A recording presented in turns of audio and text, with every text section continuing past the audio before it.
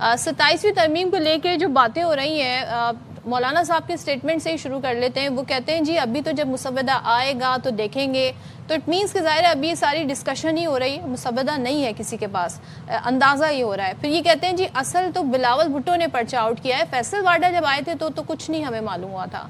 तो ये बिलावल साहब जो हैं उन तक पहुँच गया, पीपल्स पार्टी के पास है मुसव्वदा खबर, क्या हम कह सकते हैं ये?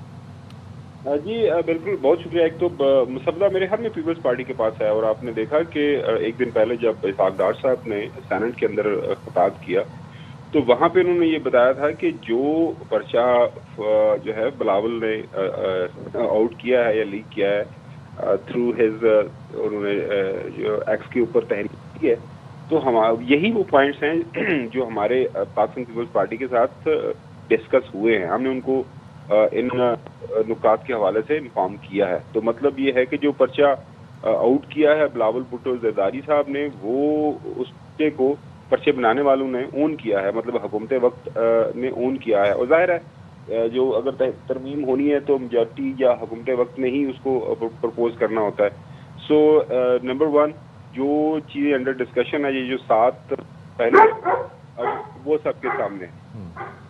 इसके बाद जो सबसे अहम जिम्मेदारी है मेरे ख्याल में ये तरमीम के हवाले से, वो आयद भी पाकिस्तान पीपल्स पार्टी के ऊपर ही होती है। और उस अच्छा जी, खबर से हम बात करेंगे, उनकी आवाज़ हम तक सही से आ नहीं रही थी। अच्छा जी, अब ये है कि पीपल्स पार्टी जो है, बिलावल भुट्टो साहब ने ट्वीट करके 2-3 जो है कुछ नुकात बताए हैं, जिसमें उन्होंने ख़ास तौर पे तालीम और पॉपुलेशन के हवाले से कहा। एनएफसी के हवाले से बात हो रही है, एनएफसी के हवाले से जी क्या फैसला होने जा रहा है ये देखा जाएगा। मौलाना साहब ने ये बात भी सदफ कही थी कि ये पर्चा जो है ये बिलावल साहब ने आउट किया है। अभी वो कह रहे थे कि यही नहीं पता कि ये पर्चा दुरुस्त आउट किया है या गलत है। So this was the entire statement. मौलाना साहब का इस वक्त ये मौक़िफ़ है। अच्छा जी, अब एनएफसी का थोड़ा सा बैकग्राउंड हम आपको बता दें कि 2009 की अगर हम बात करें तो जब पीपल्स पार्टी 2008 में जब आई थी इक़्तिदार में, वफाक में भी, तो उन्होंने जी 18वीं अमेंडमेंट हुई थी और जिसमें बहुत सारे इख्तियारात सूबों को मिल गए थे। तो उनमें से तालीम का शोबा भी था और पॉपुलेशन के हवाले से भी जो फैसले लेने, तो अब ये थे। दूसरा एनएफसी के हवाले से भी बड़ी उसमें डिस्कशन हुई थी। तो क्या अब जो टैक्स वसूली का मामला है या दीगर इश्यूज़ हैं, क्या वो भी इसका हिस्सा होंगे? ये तमाम तर चीज़ें, और फिर ज़ाहिर है ये चीज़ें विफाक को मुंतकिल हो जाएंगी, तो फिर किस तरीके से ये मैनेज होगा, ये सारी सूरत। दूसरी एक इंटरेस्टिंग चीज़ ये है कि जी मरहला वार कोई भी अमेंडमेंट जो है वो पास होती है तो पहले ही सेनेट कहा जा रहा है जाएगी, उसके बाद कौमी असम्बली में, और अमूमन हम देखते हैं कि कौमी असम्बली और फिर सेनेट की तरफ जो है मामला आता है। तो देखते हैं जी, अब 14 नवंबर का टाइम दिया जा रहा है, तो ये इजलास कब कॉल होता है, और क्योंकि करंट सेशन में ही इसको जी लेकर आना है, तो अभी तक तो जी पार्टीज़ यही बता रही हैं कि उनके पास मुसव्वदा नहीं है। लेकिन ज़ाहिर है जब पीपल्स पार्टी से बिलावल भुट्टो ने इतनी सारी डिटेल ट्वीट की है तो इसका मतलब ये है कि ही नोज़ अबाउट द मुसव्वदा और ड्राफ्ट शायद उनके पास है। अच्छा, एक और चीज़ भी है ना एनएफसी के हवाले से। जब एनएफसी अवार्ड के तहत 2009 में सूबों को वफाक से 600 अरब रुपए मुंतकिल हुए।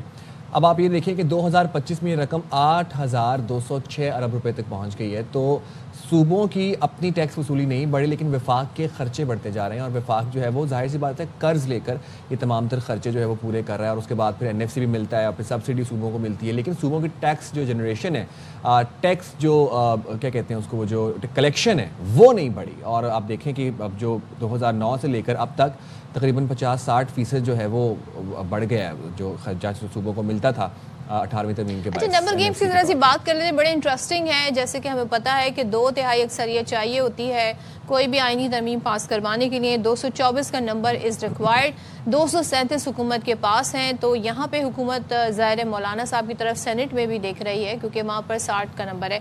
खबर आपसे इससे पहले बात हो रही थी, तो कंटिन्यू कीजिएगा कि अभी तक क्या मतलब आ भी रही है तरमीम के नहीं। जो बिलावल साहब की ट्वीट से तो सबने यही अंदाज़ा लगा लिया कि तरमीम आ रही है, और फैसल वाडा तो यहाँ तक कहते हैं जी 27वीं की 28वीं भी आएगी। देखिए तरमीम आ रही है फॉर ऑल प्रैक्टिकल पर्पसेस। जो हमारे पास इंफॉर्मेशन है, जिस तरह मैं अर्ज कर रहा था कि इसहाक डार साहब, आपको पता है वो डिप्टी प्राइम मिनिस्टर भी हैं, फॉरेन मिनिस्टर भी हैं, तो उन्होंने सेनेट के अंदर ये ओन किया है कि बिल्कुल हम ये तरमीम लेके आ रहे हैं, और ये तरमीम बिल्कुल किसी पैराशूट के जरिए नहीं आ रही। اور حکومت اس ترمیم کو لے کے آ رہی ہے. اور جو بلاول بھٹو زرداری صاحب نے بات کی ہے, جو 7 نقطے جو ہائی لائٹ کیے ہیں, وہ بالکل وہی جو اس کا مواد ہے, یہی سارا سبسٹنس ہے جو ہم بات کرنا چاہ رہے ہیں. اب جو سب سے پہلے آپ لوگ ڈسکس کر رہے تھے کہ جس کے اوپر مولانا فضل الرحمان صاحب کیا بات کر رہے ہیں, جو باقی سیاسی جماعتیں, تو میرے خیال میں سب سے زیادہ جو ذمہ داری ہے نا, وہ صرف پیپلز پارٹی کے سر کے اوپر عائد ہوتی ہے. اس کی بڑی واضح سی وجہ یہ ہے کہ بغیر پیپلز پارٹی کے یہ ترمیم پاس ہو نہیں سکتی. اب مولانا صاحب کی ضرورت نہیں ہے, یا باقی چھوٹی جماعتوں کی ریزرو سیٹوں کے بعد ضرورت نہیں ہے جو کہ مل چکی ہوئی ہیں, یا پیپلز پارٹی اور خاص طور پر پاکستان مسلم لیگ نون کو. نیشنل اسمبلی کے اندر 224 ارکان کی ضرورت ہے, تو وہاں پہ پیپلز پارٹی کی تعداد 74 ہے. اسی طرح جس طرح بتا رہے تھے سینٹ کے اندر ان کی تعداد 26 ہے. تو یہ ترمیم جو بھی پاس ہونی ہے, حکومت تو چاہ رہی ہے, لیکن اس کی ذمہ داری سب سے زیادہ پاکستان پیپلز پارٹی کے اوپر ہونی ہے. تو نظریں بالکل آپ نے صحیح وجہ فرمایا کہ آج کے دن سب سے زیادہ نظر ہونی چاہیے سی کے اوپر. کتنا بڑا چیلنج پاکستان پیپلز پارٹی حکومت کے سامنے رکھ سکتی ہے ان ٹرمز آف جو اس کی پیپلز پارٹی کی ڈیمانڈ ہے. 18ویں ترمیم ان کے دل کے قریب بہت ہے پاکستان پیپلز پارٹی کے. آپ کو پتا ہے 2010 میں انہوں نے یہ پاس کی ہوئی ہے, وہ کہہ رہے ہیں, اور اس کا وہ ہمیشہ جو کریڈٹ لیتے ہیں, وہ کہتے ہیں کہ جی یہ پاکستان کے آئین کو صاف کرنے میں ہم نے سب سے زیادہ یہ جو اپنا اس میں رول ادا کیا تھا, اور صوبائی خود مختاری کے حوالے سے ہم نے سب سے زیادہ رول ادا کیا تھا. سو اب دیکھنا یہی ہے کہ سی کے اندر پاکستان پیپلز پارٹی کیا فیصلہ کرتی ہے, جو کہ آج ہونے جا رہی ہے. تو میرے خیال میں آج کی جو سب سے بڑی خبر ہے جو نکلے گی, وہ پاکستان پیپلز پارٹی کی ایگزیکٹو کونسل سے نکلے گی. اب لیٹس سی وہ وہاں پہ کیا فیصلہ کرتے ہیں. تو باقی بالکل ترمیم آ رہی ہے. اور یہ جو ٹویٹ بلاول نے کی, اس کو مولانا صاحب کہہ رہے ہیں جنہوں نے پرچہ آؤٹ کیا, تو اس ٹویٹ سے تو اندازہ یہ ہو رہا ہے کہ کافی حد تک پیپلز پارٹی آن بورڈ ہے بہت سارے ایشوز پر. یہی وجہ ہے کہ بلاول صاحب نے وہ نکات بھی ٹویٹ کیے. دیکھیں, اب 3 مختلف قسم کی رائے سامنے آ رہی ہے اس ٹویٹ کے حوالے سے. ایک رائے یہ ہے کہ بلاول بھٹو زرداری صاحب ایگری ہیں, اور وہ کہہ رہے ہیں کہ جی چونکہ پرائم منسٹر صاحب اپنے تمام وزراء کے ساتھ آئے تھے ہمارے ساتھ, اور انہوں نے صدر آصف علی زرداری صاحب اور ہمارے سامنے اپنی یہ پروپوزل رکھی. So okay, we have agreed, اور یہ وہ چیزیں ہیں جس کے اوپر ہم بات کرنے جا رہے ہیں. نمبر 1. دوسری جو رائے, جو خبریں سامنے آ رہی ہیں خاص طور پر کراچی سے ہمارے کولیگ فائل کر رہے ہیں, وہ یہ کہہ رہے ہیں کہ بلاول بھٹو زرداری صاحب ناراض ہے اس بات کے اوپر کہ یہ اتنے اہم جو پرپوزلز ہیں آپ لے کے آ رہے ہیں, تو آپ ایٹ دا 11th hour آپ ہمارے سامنے رکھے ہیں.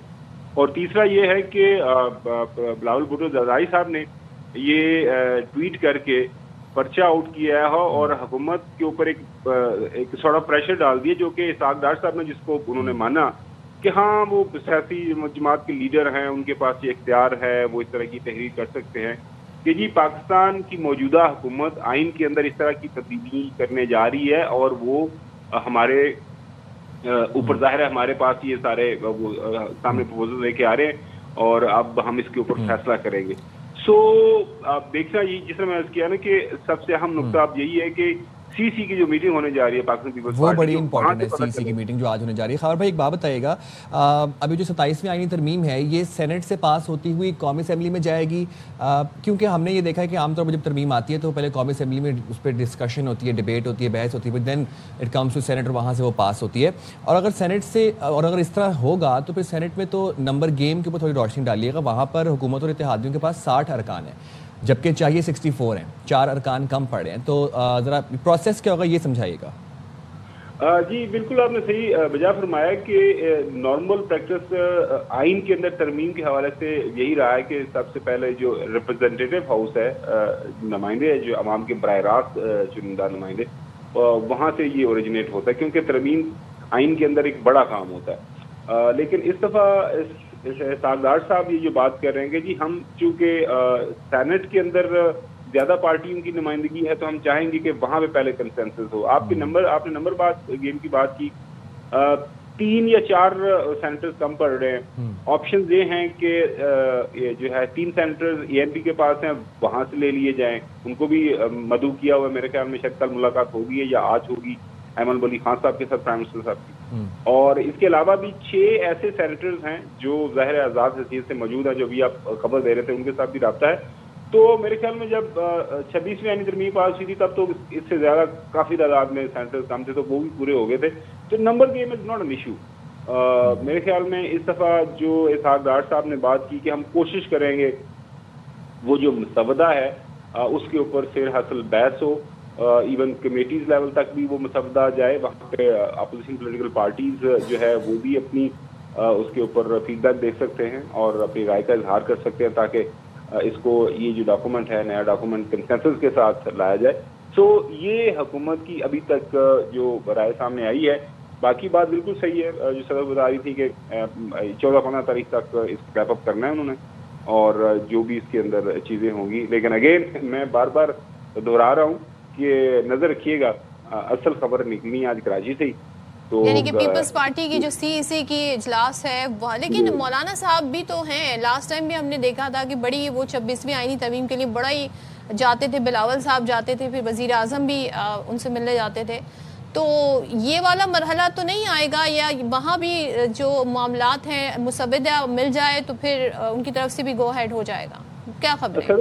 صدر اس لیے کہ اس طرح مولانا صاحب کی اتنی زیادہ اہمیت نہیں ہے کہ لاسٹ ٹائم ان کے سینٹ کے اندر جو ان کے 7 سینیٹرز ہیں JUF کے، ان کی بڑی اشد ضرورت تھی.